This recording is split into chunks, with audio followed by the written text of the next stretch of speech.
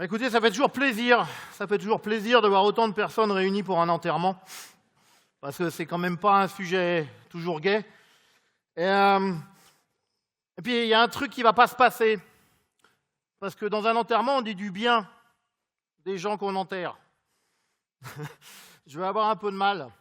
Donc, moi, je me présente, je m'appelle Alexandre Boutin, je suis tombé dans l'agilité il y a une quinzaine d'années. Je suis grenoblois, je viens tous les 2-3 ans à Rennes. J'aime bien venir vous voir, c'est sympa. Et puis il y a plein de copains, et puis il y a plein de choses, et puis tout, voilà. Cette année, j'ai préparé une session donc, qui s'appelle les funérailles de l'agilité. Donc ça fait triste. Hein, ça fait triste. Bon, d'accord, ok.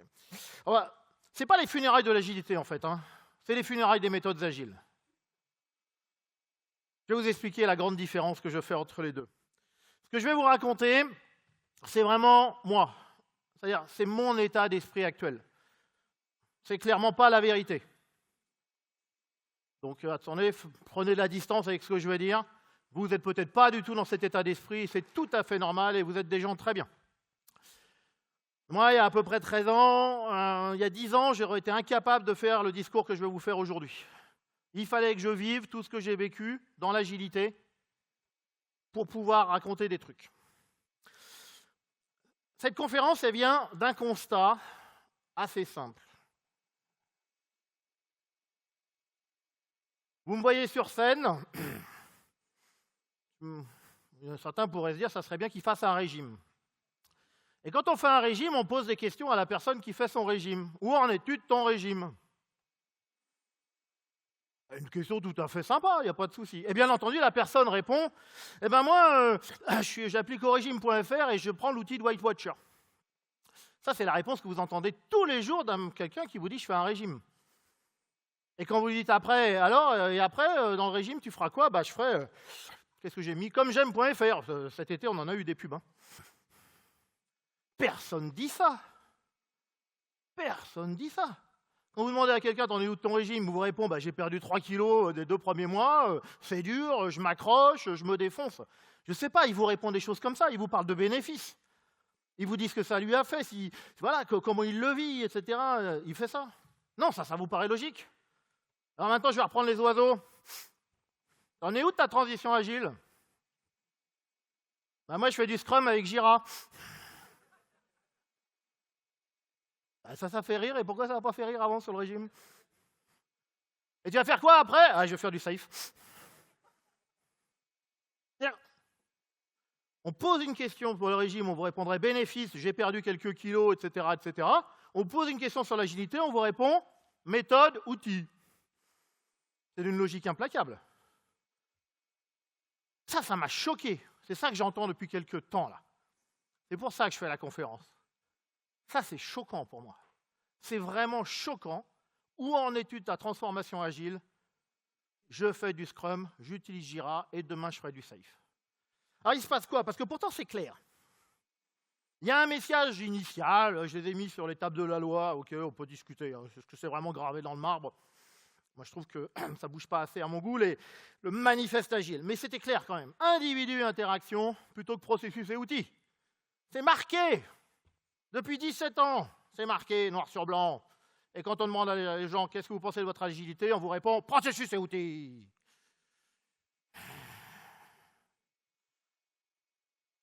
Il y a tout plein de gens super partout, hein. Ils vous répondent, Scrum, Safe, Less, Jira, et j'en passe les meilleurs.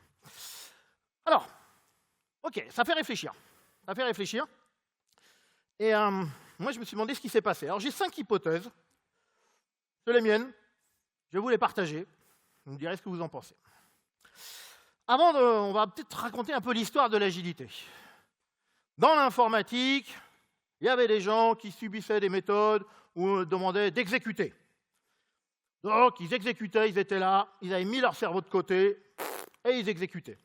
Petit à petit, ils ont commencé à réfléchir et se sont dit « peut-être qu'on pourrait prendre des feedbacks, on pourrait travailler en équipe, on pourrait machin ». Ils se sont redressés, ils ont commencé à utiliser leur cerveau pour faire autre chose que juste produire sans réfléchir. Et puis tout d'un coup, la révélation !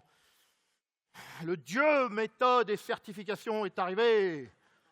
Et ça y est, grâce à tout ça, nous pouvons arrêter de réfléchir. C'est fou quand même. Ah, on était en train de grandir et on s'est arrêté.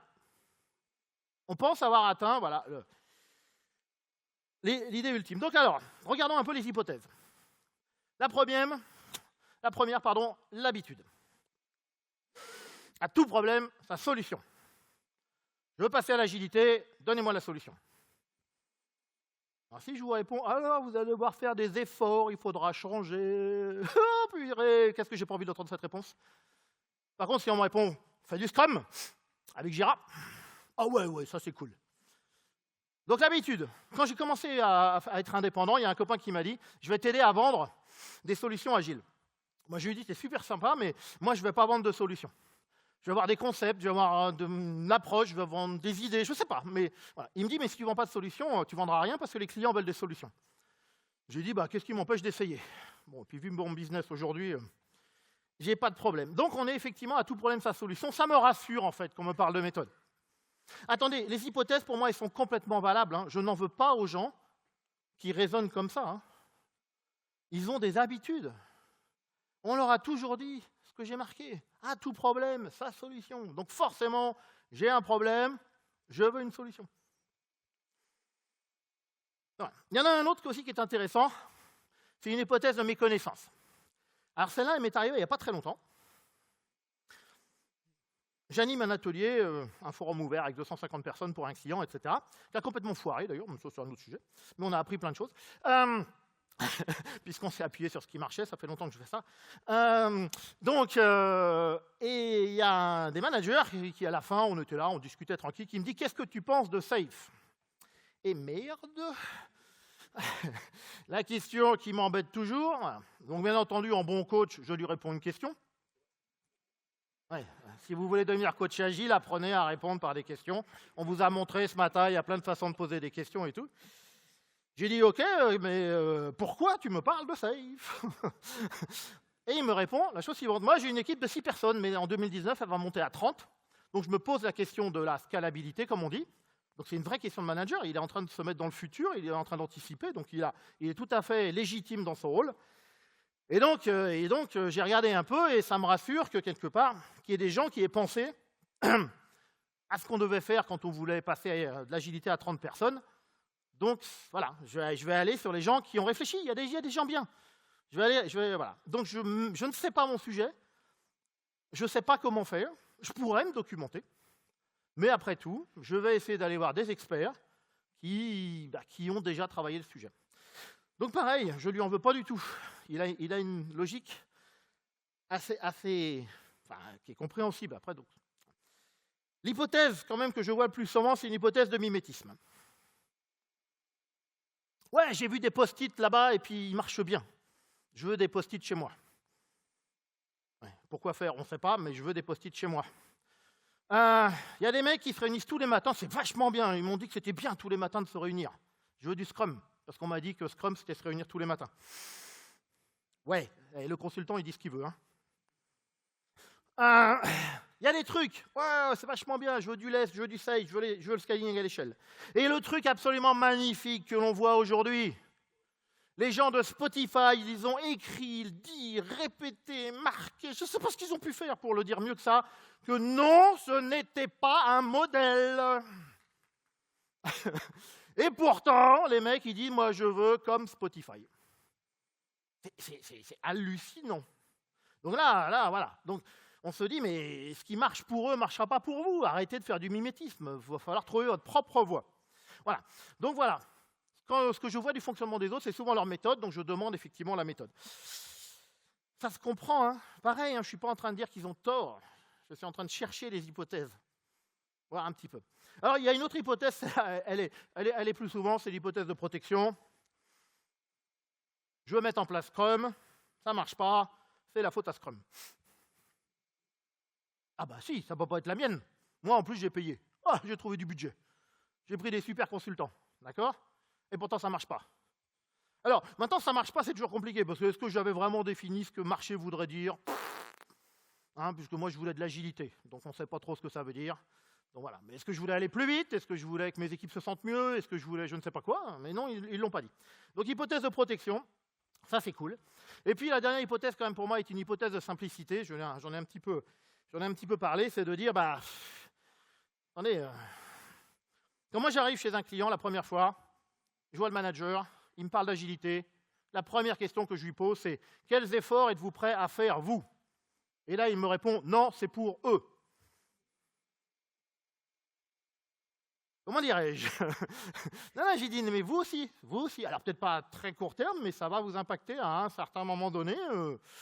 Quels efforts êtes-vous prêts à faire? Donc si je sens qu'il est prêt à faire des efforts, on peut y aller. Si de toute façon je sens qu'il n'est pas prêt à faire des efforts, voilà. Donc il ne veut pas se transformer lui, peut-être, il y aura peut-être des difficultés pour transformer l'organisation. Voilà. Donc c'est cette idée, pour moi, de simplicité. Par contre, des méthodes, ça fait 10 ans, 20 ans qu'il a l'habitude d'en mettre. On lui a vendu des méthodes, on lui a vendu du consulting, on lui a vendu des approches comme ça. Donc ça, il sait faire. Donc il dit, moi, je veux répéter la même chose. C'est dans mon modèle de pensée. Donc voilà. Donc, 5 hypothèses. Pour moi, il y a 2 éléments communs à ces 5 hypothèses. La première est basée sur l'ignorance. Alors, l'ignorance, ce n'est pas négatif. Hein. L'ignorance dans le sens ne pas savoir. En ne pas savoir, effectivement, on peut se documenter. Hein. On pourrait aller dans une conférence agile, on pourrait lire un bouquin, il y a plein de vidéos sur le net, il y a plein de choses à lire sur le net, il y a absolument tout ce qu'il faut. Mais c'est vrai que, comme disait mon copain Stéphane ce matin, les mecs, ils n'ont pas assez le temps, ils courent partout. Voilà. Et donc, prendre du temps pour, quelque part, pallier à cette ignorance, ils ne le font pas, ils n'ont pas le temps. Or, peut-être qu'ils n'ont pas identifié la valeur que ça avait, hein, ça c'est un autre sujet. Donc, il y a vraiment l'ignorance, et puis il y a cette idée de vitesse. Aujourd'hui, on est dans un monde où tout va vite. Parfois, on vous explique que l'agilité permettra de mieux répondre effectivement aux changements inhérents à tout votre écosystème de business ou d'autres choses, etc. Ce qui est vrai. Et donc, il y a cette idée, il faut que je puisse changer vite. Et donc, je veux aussi mettre de l'agilité vite. J'ai reçu aujourd'hui un truc qui est pas mal. Je mets de l'agilité dans du matériel, donc dans de la R&D, de gens qui font des produits qui sont vendus par centaines de milliers en série. Donc, il n'y a pas une ligne de code, il n'y a pas de logiciel. Et donc, on réussit bien sur 2 équipes, ça commence à bien fonctionner. Et il y a un des directeurs qui vient me voir et qui dit « Moi, je démarre un projet, je veux que tu fasses comme sur les autres équipes. » Je dis « Non. » Il me dit « Si. » Je dis « Mais non, je ne comprends pas ce que tu veux dire. » Il dit « Parce que eux, ça marche. » Donc, on est un peu dans le mimétisme. Je lui dis « Mais je peux faire exactement la même chose, moi, avec la nouvelle équipe. Ça ne veut pas dire que j'aurai le même résultat. Et en plus, l'autre équipe, elle a mis tant de mois à peu près comprendre certains mécanismes et puis trouver du plaisir à bosser ensemble, etc., etc. Je ne sais pas encore si les mêmes effets donneront exactement le même résultat puisqu'on est sur de l'être humain. C'est pas modélisable facilement, l'être humain, donc voilà. Par contre, je peux faire la même chose et il faudra donner du temps. Donc j'essaye de dire attention, la vitesse, ça ne sera pas la même vitesse, ça ne sera pas forcément les mêmes résultats. Et même si c'est les mêmes résultats, surtout pas à la même vitesse. Ça, dans les entreprises, c'est compliqué. Hein. C'est compliqué puisque les gens sont dans l'idée, la méthode, les process, ça donne un certain type de résultat. Enfin voilà, ça a tendance à unifier. Donc ils ont un souci avec ça. Alors je vous raconte des trucs. Et je suis sûr que dans d'autres salles, il y a des gens qui font des retours d'expérience comme quoi, depuis que j'ai mis Scrum en place, ça va mieux. C'est vrai. Et peut-être vous, dans votre tête, vous vous dites, ouais, mais il pousse un peu, là, le petit moustachu sur scène, parce que quand même, je suis moustachu, hein. Petit, c'est pas vrai, mais... parce que ça marche. C'est vrai. Moi, j'ai transformé plein de trucs, j'ai réussi plein de trucs. Je vais essayer de ne pas me casser la gueule. En mettant en place du Scrum, en mettant en place des choses comme ça. Bon, pas du safe, il ne faut pas déconner non plus, il y a des limites. Il y en a qui font ça très bien, mais moi pas. Donc, ça marche. Alors, qu'est-ce qui fait que ça marche? Parce que moi, en plus, ouais, c'est ça, il y a 10 ans, j'ai fait des trucs. Et bien, en fait, c'est pas la méthode. C'est pas la méthode en elle-même. C'est pas le principe d'appliquer du Scrum ou d'appliquer ce que vous voulez, peu importe ce que vous voulez mettre en place. Oui, je parle beaucoup de Scrum, mais j'ai rien contre. Hein. C'est pas le cas d'autres. En fait, c'est ça l'idée. On est sur un moyen. On est sur un moyen, et trop souvent, dans les organisations, ça devient un objectif. C'est-à-dire, je vais mettre en place de l'agilité si la méthode est mise en place. D'ailleurs, je fais des checklists pour vérifier que toutes les pratiques de la méthode sont mises en place. Et je vais faire des audits sur les projets qui passent à l'agilité pour vérifier que toutes les pratiques sont mises en place. Et les projets qui ont des mauvaises notes, je les sanctionne. C'est d'une logique... Non, pas chez vous, pas chez vous, pas chez vous, pas chez vous, pas chez vous. Non, mais vous savez, c'est dans le Dauphiné qu'on fait des trucs comme ça, des trucs bizarres. Et dans le Nord aussi, mais ça... Non, non c'est les private jokes entre Stéphane et moi, hein, pour les nordistes, pas fâchés. Hein. Ok, donc non, ce n'est pas un objectif, la méthode. La méthode, à un moment donné, oui, c'est une étape. C'est une étape dans votre agilité. Moi, j'ai l'habitude de mon voyage en agilité, il n'est jamais fini. Je découvre des trucs chaque année. Chaque fois que je vais dans une conf, je découvre des trucs. Ça peut être un truc que je vois dans une session, ça peut être un truc que je discute, ça peut être un truc, n'importe quoi, mais je trouve des trucs. Il y a toujours des choses. Il y a pour moi des mécanismes, il y a seulement 4 ans que j'ai pigé que Ken Schwaber, quand il a inventé la méthode Scrum, il ne cherchait pas à inventer une méthode, il cherchait juste des pratiques pour que des gens travaillent ensemble. Et au final, il est arrivé sur une méthode. Je ne sais pas si vous le saviez, moi je l'ai découvert à 4 ans, alors ceux qui le savaient avant moi, bravo pour vous. Comme quoi, c'est jamais fini, c'est jamais fini, c'est jamais fini. Je pige des trucs tous les jours, j'ai jamais fini. Donc voilà, donc oui, pourquoi pas, à un instant donné, se dire, tiens, une de mes étapes va être la méthode, mais je vais aller plus loin. Alors, on est un peu dans le principe, parfois en agilité, j'en vous dis chou-a-ri. Pour ceux qui connaissent, c'est la façon d'appliquer. D'abord, c'est chou. Donc, je suis dans les arts martiaux et j'applique exactement là, ce que me dit le maître sans réfléchir. Donc, ça pourrait être la première étape des méthodes. Mais on ne s'arrête jamais au chou. L'idée, c'est de transcender, d'aller sur ce ri, qui est, le A, c'est que je commence à comprendre ce que je fais, et le ri, je transcende, je peux adapter par rapport à mon être, etc., etc. Le RI, c'est pas j'adapte l'agilité pour qu'elle rentre dans mon contexte d'entreprise. C'est-à-dire, je ne change pas mes indicateurs, je ne change pas ma structure, je ne change pas mon management, je demande toujours la même chose. Je veux qu'avec l'agilité, ça coûte moins cher et que ça aille plus vite. Ça ne marche pas. Donc, comme je dis à tous mes clients, si ça coûte moins cher, ça sera une heureuse conséquence. Ça ne doit jamais être un objectif. Par contre, je leur dis aussi, mais si vous voulez mettre ça en objectif, vous trouverez bien quelqu'un pour vous prendre votre argent, il n'y a pas de souci, ça ne sera pas moi, c'est tout. Donc allez, je vais essayer de vous faire une proposition différente. C'est la proposition que moi, maintenant, j'utilise. Et comme je vous dis, ce n'est pas la proposition ou la solution, c'est celle qui me va bien. Donc il y a cette idée de méthode, qui est d'un côté, effectivement, un ensemble ordonné pour faire les choses d'une manière logique. Et moi, j'ai envie d'aller aujourd'hui sur les pratiques. Vérifier qu'une méthode est appliquée, ça n'a pas de sens. Se poser la question des pratiques et de quel est le bénéfice de chacune des pratiques, ça, c'est intéressant. Je me rappelle des bagarres il y a quelques années. Moi, je ne suis pas un vieux de la vieille dans l'agilité, mais enfin, je ne suis pas le plus jeune. Et il y a eu des bagarres quand Kanban est arrivé. Je me rappelle de discussions fabuleuses avec « Ouais, Kanban, c'est l'avenir de l'agilité, Scrum, c'est de la merde, et que machin, et que truc. » Non, mais c'était vraiment... Et dans les confs, ça fritait. Il y a eu des vraies discussions chevaleresques, à la hache. Donc voilà. Eh bien, en fait, non, parce que la question qui est derrière, c'est « Vous voulez quoi ?» Qu'est-ce que vous voulez comme bénéfice? Vous voulez créer, typiquement chez mon client, on veut créer une équipe. J'ai des gens qui bossent dans cette boîte depuis 25, depuis 30, depuis 35 ans. Ils sont des spécialistes alors, dans le matériel, d'un silo, vraiment d'un truc. Puis ils ne parlent pas entre eux. Le mec qui fait la mécanique, il ne parle pas vraiment au mec qui fait l'électricité, il ne fait pas vraiment au mec qui fait les gaz rares, parce qu'il faut tout pour faire le produit. Déjà dans l'informatique, entre un développeur et un testeur, parfois on ne se parle pas, mais alors, il y a des endroits où c'est encore pire. Donc voilà, donc on va aller sur les pratiques. Choisissez la pratique en fonction du bénéfice que vous voulez. Et là, on va pouvoir aller piocher. Parce que oui, Scrum, Safe, tout ce que vous voulez, c'est qu'un regroupement cohérent d'un certain nombre de pratiques. Donc décortiquez tout ça et allez chercher, là, les pratiques qui vont apporter le bénéfice que vous attendez pour votre entreprise, pour votre structure. Et là, ça va commencer à être intéressant. Parce que là, vous allez pouvoir faire un travail avec le temps, un travail pour faire grandir tout le monde. Si vous choisissez de mettre en place une méthode, ça va ressembler à ça. Ça, vous savez, c'est un waterfall. Oui, c'est une chute d'eau, on est d'accord. Enfin, ouais. Pour ceux qui connaissent le waterfall, cycle en V. En fait, c'est ça, c'est un cycle en V. Je pars d'un cahier des charges parfaitement défini, une méthode avec tout est défini. Et puis, j'ai un projet qui consiste à mettre en place la méthode pour une date donnée. Donc, on fait du cycle en V pour mettre en place de l'agilité. Je vous laisse avec ça. Alors, bien sûr, j'exagère un peu, mais quand même. Elle est où la place de cette agilité qui va être émergente? Elle est où la place de cette agilité qui va être basée sur les feedbacks? Elle est où la place de toute cette agilité, justement, qui en fait qui est riche et qui apporte vraiment de la valeur? Elle a tendance à disparaître. Alors parfois, effectivement, on va parler d'adapter une méthode agile. Ça, c'est un mot qui me fait bondir depuis des années. Si vous adaptez une méthode agile, ça finit en accident.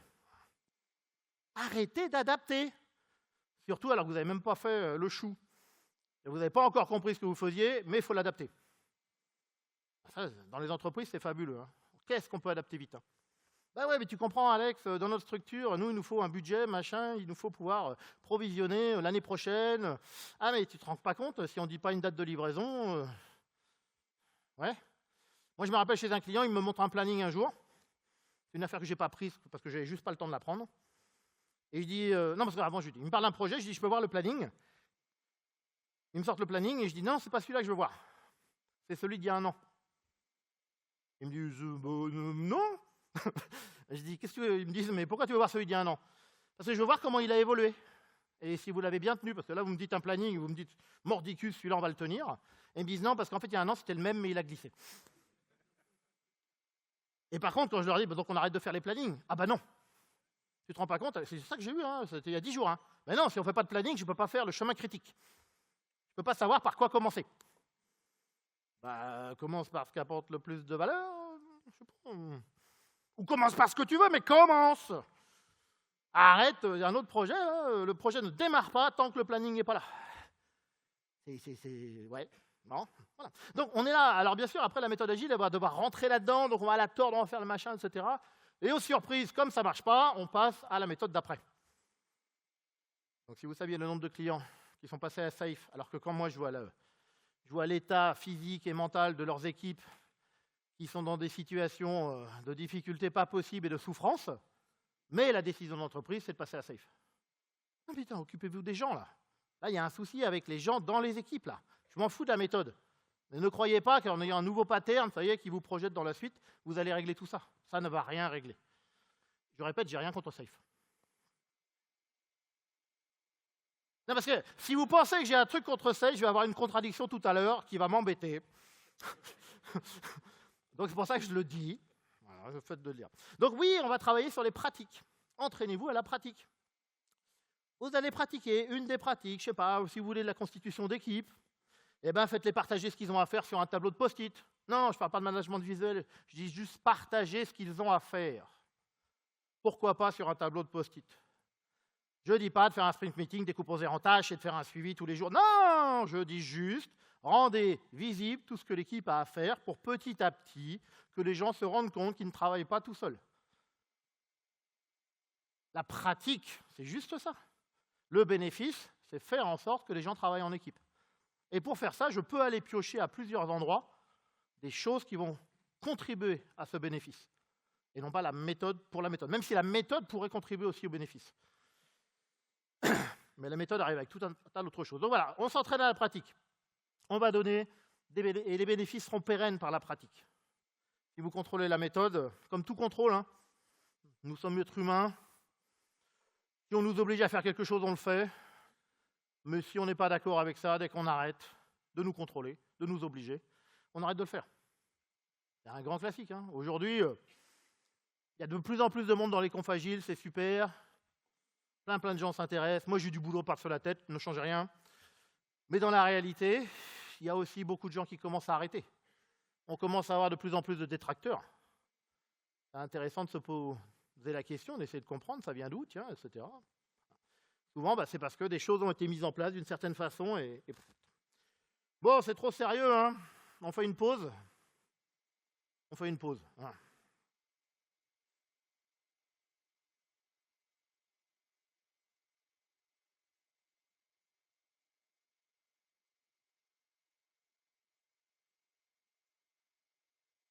Il y a un peintre qui me fait triper là-dedans. Grave. Il y a un peintre, quand je passe devant une de ses peintures, si je visite un musée avec ma femme, en général, je perds ma femme. Et moi, je m'arrête. J'ai un mal fou à sortir de la pièce où il y a ce peintre. Je vous laisse deviner lequel. Ouais, ça n'a aucun intérêt. Et pour ceux qui ne sauraient pas, c'est Botticelli pour moi. Il est là. Ouais, comme ça, c'est un peu bizarre, hein, des fois. C'est quoi ça? c'est des peintures. Elles sont toutes pareilles. Vous êtes bien d'accord avec moi? Vas-y, elles sont toutes pareilles, puisqu'à l'origine, il y a de la peinture et un pinceau. Ah, ça se voit, non? Mais non, ben ouais, c'est ça le truc génial avec les pratiques. Vous allez prendre un truc, c'est un moyen, et en fonction de votre génie peut-être, de votre ténacité, de tout un tas de choses, de votre énergie, vous allez en faire des choses absolument extraordinaires. Les peintres, ils font ça, ils sont tous différents, on les aime pas, etc., peu importe. Vous accrochez ou vous accrochez moins avec certains peintres. Mais à l'origine, c'est de la peinture et un pinceau. Le même truc, pour tout le monde. Donc voilà, donc on est bien, ils ne sont pas sur une méthode. Ils n'ont pas une méthode. On ne leur a pas dit, vous peignez d'abord de gauche à droite et de bas en haut. Si vous regardez un tableau, les grands maîtres, ils sont passés maintenant au rayon X, ils sont repeints. La Joconde, elle n'avait pas les bras croisés au début. Et c'était un homme. Non, ça c'est une connerie. D'accord, mais en fait, ils ont retouché. Et là, on est dans cette idée d'apprentissage. On est dans cette idée d'agilité avec des boucles de feedback. Et on prend le boucle de feedback, là, c'est peut-être juste le peintre qui dit j'aime pas, je préfère pas, etc. Peu importe. Mais on est dans cette idée d'empirisme, apprendre en faisant, dans cette idée d'itératif. Donc, si vous travaillez sur les pratiques, pour moi, vous faites le choix d'apprendre. Quand vous faites le choix d'apprendre, il va falloir prendre le temps. On ne sait pas, pour plein de raisons. Le business qui court, le machin, etc., etc. On est pressé, on voudrait que la transformation agile, elle aille vite. Et bien sûr, on met plus de coachs pour que ça aille plus vite. J'ai un truc fabuleux, ça m'est arrivé sérieusement. Il y a 10 jours, j'ai un appel téléphonique d'un client à Grenoble, je ne donnerai pas son nom. Enfin, ce n'est pas un client. La personne me dit, mon patron veut changer la culture de l'entreprise et il me demande de trouver une formation de 2 jours agile. Alors, vous prenez ça au téléphone, vous dites oui, mais non, comment pourrais-je vous expliquer? Donc, j'ai passé 50 minutes avec la personne, donc j'ai quand même pris de mon temps. Et j'essaie de lui expliquer, si vous voulez, je ne sais pas la taille, je ne sais pas, etc., mais c'est une expérimentation que vous voulez, c'est un projet pilote, vous voulez faire des choses, il faudrait peut-être imaginer un peu d'accompagnement. Et sérieux, je n'étais pas en train de vendre, J'étais en train d'essayer de lui dire, en gros, c'est ce que je lui ai dit à la fin. Je lui ai dit, de toute façon, si vous voulez une formation de 2 jours, quelqu'un va vous prendre votre argent, il n'y a pas de souci, mais ça ne sera pas moi, encore pareil. Je dis que ce n'est pas moi dans ce cas-là. J'ai dit, mais il va falloir se donner du temps. Et puis, donc, je demande aux gens que je vais, dans la formation, vous imaginez donc mettre une équipe projet. Ah non, c'est 12 personnes, c'est des décideurs. Ils veulent se former à quoi? Eh bien, à la gestion de projet agile. Donc, voilà. Mais j'en veux pas à cette personne. Elle a une information, c'est de l'ignorance. Alors moi, je pense on a construit quelque chose. Enfin, j'ai essayé de lui expliquer 2-3 trucs, j'ai essayé de pallier un peu à cette ignorance. Ignorance, c'est pas négatif, c'est juste ne pas savoir, c'est pas être bête. Voilà. Bon. Normalement, je ne devrais pas avoir l'affaire. On va expérimenter, on va rester dans ces pratiques, avec ces pratiques, on va expérimenter, on va évaluer. Peut-être avoir besoin de lâcher prise. Aujourd'hui, une grosse partie de mon accompagnement, quand je mets en place de l'agilité quelque part, c'est travailler sur le lâcher-prise. Dans une entité là, qui pèse plusieurs milliards d'euros, donc c'est quand même intéressant, c'est le grand patron qui a soutenu l'initiative, et j'ai dit au top manager, juste en dessous, j'ai dit, sur les projets pilotes, on va arrêter tous les comités de suivi que vous faites habituellement. Tous. Je vous propose qu'on les arrête tous. Il n'y a plus un quelque chose, il n'y a plus rien. Il a fait d'accord. Je lui ai dit quand même, mais je te remplace ça par la démo. Parce qu'on a pourquoi pas, c'est aussi, j'ai pas dit du Scrum, j'ai dit on va montrer des choses tous les mois. Et j'ai dit, voilà, on va te montrer des choses, etc. Et tu nous diras. Et quelques mois plus tard, il est revenu me voir, il a vu l'équipe en disant, j'ai un souci, parce que votre démo, elle est géniale. Elle apporte tous les bénéfices que je voulais au niveau de la confiance que j'ai dans l'équipe, la visibilité que ça donne, machin, et puis je trouve que les gens s'éclatent, et puis ils ont le sourire, et puis plein de choses. Mais moi, aujourd'hui, on me demande encore certains types d'indicateurs, et je ne peux pas encore changer la structure, peut-être qu'elle changera demain, mais aujourd'hui, j'ai besoin de ça et de ça. Et on n'a dit pas de souci, on va te créer spécifiquement ce qu'il faut pour que tu aies ça et ça. On n'est pas ailleurs en disant tu dois changer, etc. On lui a proposé une expérimentation, on a évalué, et puis on a complété avec ce qui lui manquait. Parce que le but, c'est pas qu'il se retrouve à poil en disant non, débrouille à l'agilité, on change tout, vas-y, on y va, la fleur au fusil. Non, lui, il a besoin aussi de se retrouver, de trouver des choses peut-être qu'il a l'habitude de voir, ou au moins de pouvoir travailler sur certains sujets. Voilà, donc on est sur les pratiques, peut-être freiner l'approche méthode, plus aller vers les approches pratiques. Alors, je n'ai pas parlé des outils, hein. Non, je ne les ai pas oubliés. Ça va être rapide, les outils. Chaque fois qu'il y a des outils en place dans une organisation, je demande qui est-ce qui a décidé de les mettre en place. Jira, par exemple. J'ai rien contre Jira non plus, hein. Allez pas me faire des ennemis, hein. Eh bien, c'est un choix du management. Pourquoi on a mis en place Jira? Comme ça, tous les reportings, ils seront les mêmes. C'est-à-dire, on en est où là? Là, vous êtes en train de me tordre l'agilité. Le seul bénéfice à l'outil, il n'est pas pour l'équipe, il est pour vous, pour avoir les mêmes reportings. C'est ça votre démarche. Là, je pense que vous avez un gros souci. Deuxième très très bonne raison, parce que je les achète en masse et ça réduit mes coûts. D'accord, donc chez vous, ce qui décide ce qui est le mieux pour l'équipe, c'est les acheteurs. C'est cohérent. Tout va bien. On ne marche pas sur la tête. Mais pas chez vous, pas à Rennes. Moi, j'ai appris qu'à Rennes, vous faisiez des choses vachement bien, pareil et tout. Bien entendu, à Rennes, les outils sont choisis par l'équipe. Ils peuvent être payants, ils peuvent être gratuits, etc., tout ce qu'on veut. D'accord? On peut mettre des post-it, etc. Mais ils vont être utilisés pour faire plein de choses, hein. J'ai mis pour piloter, hein, je ne suis pas contre, hein. On va devoir piloter les projets, on va devoir un peu savoir où on va, hein. Ce n'est pas la fleur au fusil, etc. Ce n'est pas je fais de l'agile, on verra bien ce qui arrive à la fin, hein. On a besoin d'une certaine façon de piloter. On va bien sûr utiliser l'outil, pourquoi pas, pour collaborer. Parfois, les gens sont distribués. Il y a peut-être besoin d'outils à ce moment-là. Et puis, il va permettre d'anticiper, etc., etc. Méfiez-vous, hein, si vous utilisez des outils qui sont décidés au niveau corporate, comme on dit. Il y a une petite phrase d'Abraham Maslow qui est intéressante, c'est « Tout ressemble à un clou à quelqu'un qui a un marteau ». C'est intéressant comme phrase parce que, effectivement, vous avez un outil dont vous dites je peux m'en servir pour ci, je peux m'en servir pour ça, je peux m'en servir pour ça. D'ailleurs, vous pouvez même vous en servir parce que dans des funérailles, vous pouvez vous faire enterrer dans un marteau. Donc au Ghana, c'est vachement chouette. Au Ghana, ils vous font des cercueils en fonction de votre métier d'avant. Et depuis que je sais ça, je réfléchis à quel pourrait être le mien parce que je suis coach agile. Mais bon, vous avez peut-être trouvé.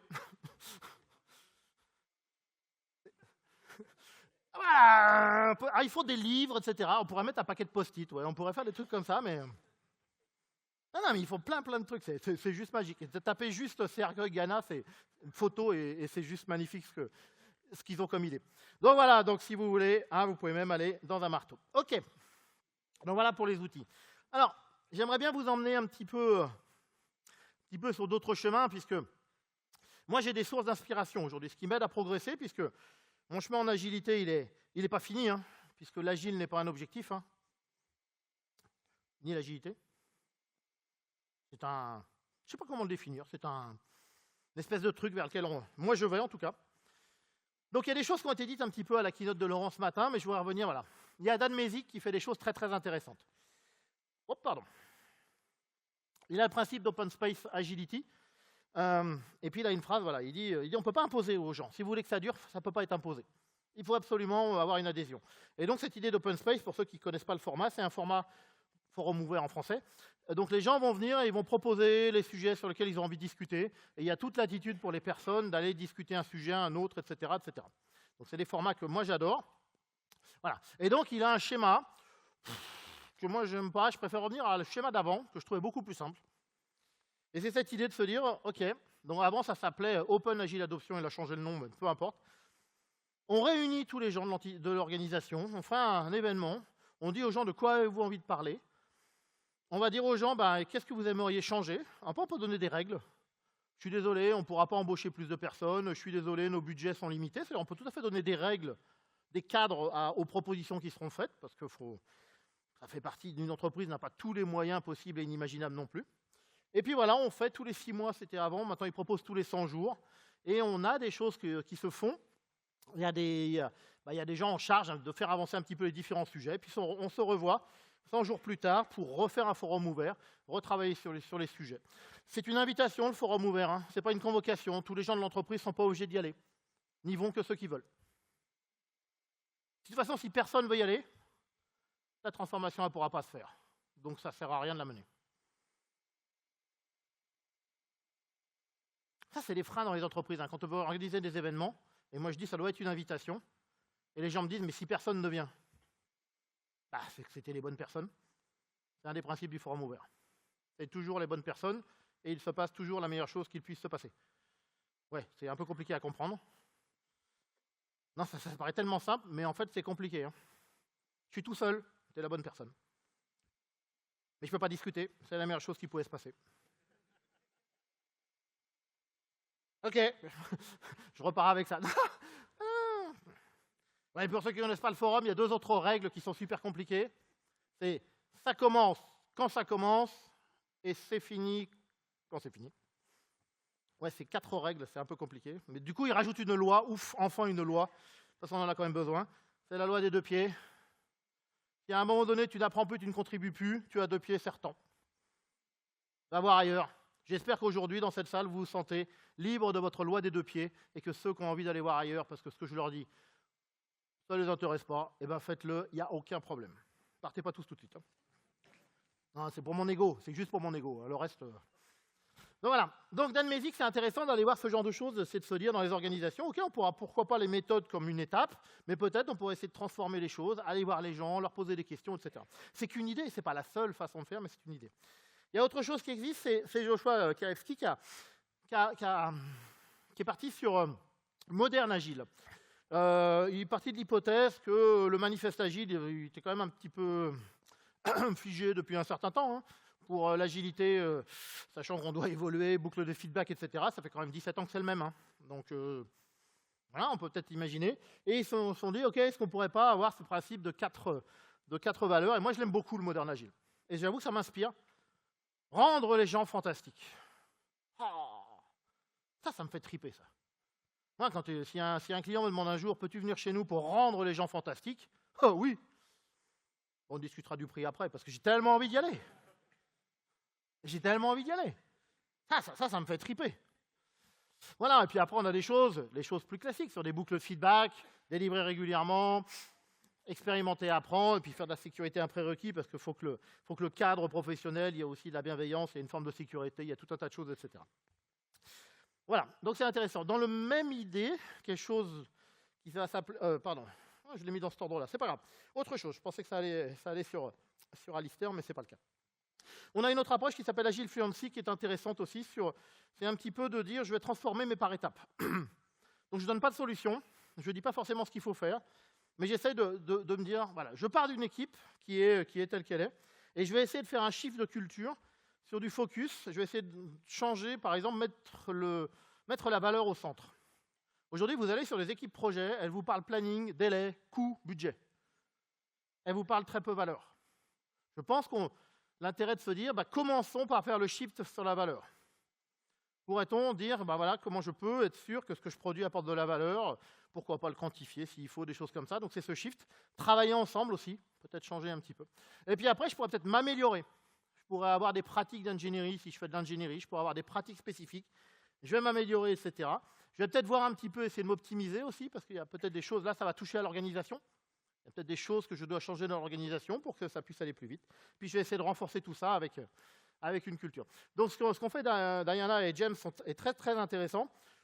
Le petit bémol pour moi, c'est qu'aujourd'hui, ils en font une certification.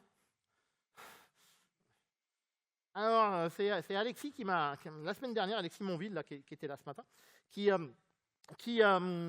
dit, il y a aussi un truc peut-être particulier par rapport à la culture américaine. Dans la culture américaine, les gens peuvent très facilement changer de job puisqu'on peut les dégager du jour au lendemain. Et pour retrouver du job, il y en a pas mal aussi, mais comme pour ne pas, parfois dans la description d'un nouveau job, il y a plein de choses. Il faut pouvoir montrer qu'on a cette compétence. Et donc la certification est une façon pour les gens de montrer qu'ils ont cette compétence et donc de ne pas rater un potentiel futur job. Donc en fait, ils viennent se faire certifier juste pour ne pas risquer de rater un futur job. C'est pas du tout la culture française. Enfin, c'est pas mieux ou moins bien, hein, c'est juste. Voilà. Donc c'est vrai qu'il y a un vrai marché qui s'auto-alimente aux États-Unis. Voilà. Et Diana et James ont dit, mais nous, on voudrait aussi, on fait une certification justement pour cette raison-là, pour sortir Agile Fluency un petit peu des choses qui ne se voient pas assez, qui ne se voient pas beaucoup. Ils y croient, ils voudraient le pousser, et passer à la certification va dans ce sens-là. Allez, dans ce sens-là, je peux comprendre. On a Alistair, donc Alistair Coburn, qui ça a l'air de ressembler à Agile Fluency. Donc il est sur Heart of Agile. Heart of Agile, en fait, il est sur le symbole japonais qui veut dire Kokoro, qui est le truc au centre, au cœur, le truc qui peut être dans un individu, etc. Il a traduit ça par le cœur de l'agilité, mais c'est plutôt vraiment tout ce qui est au centre, les bases, les éléments essentiels. Ça n'a pas de traduction. Lui, il a traduit par cœur, mais ça n'a pas de traduction. Et il s'est dit, voilà, je pourrais avoir 4 axes, un peu comme Modern Agile, un peu comme le manifeste avec ses 4 valeurs, hein. Il reste sur le chiffre 4 qui est pas mal. Et il se dit, bah voilà, collaborate, deliver, reflect et improve. Et lui, il est très très orienté sur Shuhari, cette idée d'apprentissage, on fait d'abord, on s'améliore, et puis derrière, vraiment, on prend de la hauteur. Super. Alistair, je me rappelle, je l'avais vu en 2007 à Chicago. Toronto, pardon, 2007. Il était arrivé, il était précédé sur scène d'une cornemuse, machin, etc. Et je me rappelle encore du titre de son speech, hein, il y a plus de 10 ans. Il était venu dire « Je ne suis pas venu prêcher l'agilité, je suis venu l'enterrer ». Ce qui m'a aussi inspiré pour ma session. C'est-à-dire qu'il y a plus de 10 ans, il disait déjà « Le manifeste ne bouge pas ». On n'est pas dans des cycles de feedback, d'apprentissage, de machin, etc. Le manifeste, il est bien, mais ça bouge. Ça bouge, et donc il faut que ça bouge, d'une façon ou d'une autre. Donc voilà, donc il a fait bouger, il est en train de faire Heart of Agile. Il a donc super simplifié. Mais comme en super simplifiant, il n'y a pas tous les messages, je rajoute un niveau 2. Et comme avec le niveau 2, je n'ai pas toute la finesse, il y a un niveau 3. Je ne vous l'ai pas mis là. Et là, on pourrait discuter. On pourrait discuter, est-ce que ça ne recommence pas? Et il était là en disant, Agile est devenu trop décoré, il faudrait que je simplifie. Mais c'est intéressant, ça n'empêche pas d'aller gratter ce qu'il y a derrière. Ça, c'est très, très intéressant. Et le truc qui, moi, aujourd'hui, m'a le plus impacté, vraiment ces derniers mois, c'est vraiment très récent, c'est, Laurent en a parlé ce matin, c'est Agnostic Agile. Agnostic Agile, il y a eu des tweets il y a quelques temps, quelqu'un qu'on connaît bien dans l'agilité, qui s'appelle Pablo, qui a fait un petit tweet, c'était « hi, mes clients sont déjà pas agiles, mais ils vont pas tarder, ils s'intéressent à Agnostic Agile, bientôt une certification. » Bon. Alors je lui ai répondu, si tu parles de certification, je te suis. Par contre, moi, Agnostic Agile, je ne le vois pas comme un truc en plus ou machin. Je le vois comme simplement une verbalisation intéressante de mon étape, la mienne, dans l'agilité. Aujourd'hui, ça correspond pas mal à où moi j'en suis. Ça ne veut pas dire que ça vous conviendra, hein, ça ne veut pas dire que où moi j'en suis, c'est forcément la bonne étape, le bon endroit, etc. Voilà. Mais c'est intéressant de partager. Donc cette idée d'agnostic, il y a 12 principes. Hein, tous ceux qui retrouveraient que ça ressemble avec les 12 principes du manifeste, hein, bon, ils sont là. Donc effectivement, il y a des choses, je vous laisse le lire, il y a des choses qui paraissent assez naturelles. Il y a des choses, bon alors après, ils utilisent des termes adaptés, on pourrait discuter, etc. Mais d'abord, c'est aller voir mon client. Donc c'est plutôt orienté coach agile, hein, d'accord, le agnostic agile. D'abord, je vais voir mon client et je vais essayer de comprendre comment il bosse, dans quel contexte, etc. Et puis après, j'irai piocher, pour moi, dans les différentes pratiques qui sont à ma disposition, les pratiques, la pratique, je ne sais pas quoi, qui me paraît apporter le plus de valeur. Il y a un truc qui pique pour moi dans cette présentation, c'était une discussion de la semaine dernière. Alors là, celui-là, respecter les frameworks et leurs utilisateurs. C'est pour ça que je ne dis du mal de personne depuis le début de cette session, vous l'avez bien compris. Puisque vu que j'ai signé ça, il faut quand même que je m'applique un petit peu les principes à moi-même, mais ça pique, hein, de ne pas pouvoir médire sur certaines choses. Alors, comme disait Laurent ce matin, et on est en phase avec Laurent, parce qu'on avait discuté aussi sur Agnostic Agile, par exemple, revenons sur Safe, j'ai rien contre le framework. C'est souvent la façon dont il est déployé qui me choque, surtout la façon qu'on puisse dire c'est une solution générique qui va convenir à toute l'entreprise. Ça me choque. Ça me choque parce que pour moi, c'est d'abord un ensemble d'individus, d'abord dans des équipes, puis dans une organisation, puis dans une entreprise. C'est des individus. Je ne pense pas qu'on puisse trouver une seule façon unique, même bien documentée, même détaillée, qui puisse convenir à tout le monde. Il va falloir laisser émerger des choses, il va falloir co-construire, il va falloir se poser des questions, il va falloir trouver des réponses. Ça va être compliqué. Donc voilà, donc effectivement, mais on va faire de son mieux, on va faire des choses comme ça. Et puis les 6 suivants, ils sont là. Il y a un truc génial, ça j'adore, donner à la communauté autant qu'elle m'a donné. C'est fort, hein? Moi, je réfléchis à ça de temps en temps. Est-ce que je donne à la communauté autant qu'elle m'a donné? Parce que qu'est-ce qu'elle m'a donné? Qu'est-ce qu'elle m'a donné? Plein de trucs. Je pique des choses à chaque conférence que je réutilise. J'ai fait un clapping ce matin, je l'ai honteusement piqué à Stéphane, il y a un an, etc., etc., etc. Mais on s'en fout. Enfin voilà. Ouais, et ben on donne. Ça, c'est intéressant. Alors, cette phrase, elle est un peu compliquée, hein, on n'en parlera pas aujourd'hui. Mais si vous voulez vous documenter, vous regardez le détail. Par contre, il se pose quand même des questions. C'est un coach, un copain surtout lyonnais, qui me faisait la remarque l'autre jour. Il a rencontré un Scrum Master, un mec bien câblé. Moi, mon boulot, c'est Scrum Master, je déploie Scrum, etc. Donc, le mec intelligent, voilà, plutôt ouvert, etc. Et puis, dans la discussion, je ne sais pas pourquoi, Romain lui a parlé de Kanban. Et là, la personne lui a dit, c'est quoi Kanban? Et là, ça fait réfléchir, justement aujourd'hui, est-ce qu'on n'est pas en train de se dire, est-ce que les gens ne perdent pas un peu l'ouverture? Ça devient méthode, ça devient machin, ça devient truc. Vous venez tous là, dans une conférence agile, donc vous allez repartir avec plein de choses, donc forcément, vous allez vous ouvrir à des choses, mais comment on fait? Comment on fait pour pas que ça se sclérose petit à petit, que ça devienne des toutes petites choses, etc. Il y a plein de choses à découvrir dans l'agilité. Le chemin, il n'est jamais fini, mais c'est ça qui est génial. C'est le chemin qui est intéressant, c'est le voyage. Voilà, donc agnostique agile, je voulais juste partager ça avec vous aujourd'hui, ça me va bien. Donc, je répète, c'est mon voyage personnel. J'ai appris plein de trucs. J'ai fait un paquet de concessions. Il y a un an, un client m'a demandé la roadmap de mon accompagnement agile. Donc là, vous avez 2 options. Soit vous dépensez une énergie folle pour lui expliquer que ça ne sert à rien et qu'il a tort. Parce que c'est quand même vrai, il a tort et ça ne sert à rien. Mais ça va vous bouffer une énergie. Ou vous avez une solution plus fine, et vous la faites et vous en servez pas. J'ai choisi la 2e solution. Donc il a eu le document, il était content, on n'est jamais revenu dessus, mais ça le rassurait qu'il y ait une roadmap. Moi, ça va bien, ça va bien. Mais c'est pour ça, alors c'est des concessions, parce que quelque part, je dis, mais merde, j'ai peut-être laissé filer un truc, mais je préférais mettre mon énergie ailleurs, je pense que j'apportais plus de valeur à mettre l'énergie ailleurs, qu'à ce moment-là, essayer de régler ça. Donc il y a des concessions. Après, on est comme on est, moi j'ai beaucoup de curiosité. Moi je trouve qu'avec l'agilité, on a une chance de fou, c'est que c'est une espèce d'un domaine où c'est une vraie éponge. C'est-à-dire, tu as bien piqué des tas de choses à droite, à gauche, etc. Quand vous arrivez dans une conférence agile avec une nouvelle idée, d'abord on vous dit « Ouais, bienvenue, amen, amen, amen ». Après, parfois on me dit « Ça, c'est pas terrible ». Tu la mets de côté. Moi, par exemple, il y a quelques années, une conférence que je n'ai jamais refait de ma vie, quoi. Je l'ai fait une fois et j'ai dit « C'est bon, c'est pas le bon sujet, pas le bon jour, pas le bon endroit ». Dans la salle, il y avait que des gens que j'aimais bien qui m'ont défoncé. Mais ça fait partie de la vie. Voilà, donc, mais il faut être curieux, on va chercher, et puis parfois, il faut se dire que c'est pas le bon truc, c'est pas le bon moment, c'est pas grave. Et puis si, quelque part, pour moi, j'ai 2 derniers messages. Le premier, c'est vous allez faire votre propre voyage, vous êtes en train de le faire. Que vous ayez démarré il y a 3 mois, que vous ayez démarré il y a 5 ans, que vous ayez démarré il y a 10 ans, vous êtes toujours dans votre voyage. Continuez à voyager, continuez à apprendre, continuez à vous documenter, continuez à venir aux conférences, continuez à être curieux. Et puis, quand vous allez au boulot, simplement occupez-vous des gens et tout le reste, ça viendra vite. Voilà ce que j'avais envie de partager avec vous aujourd'hui.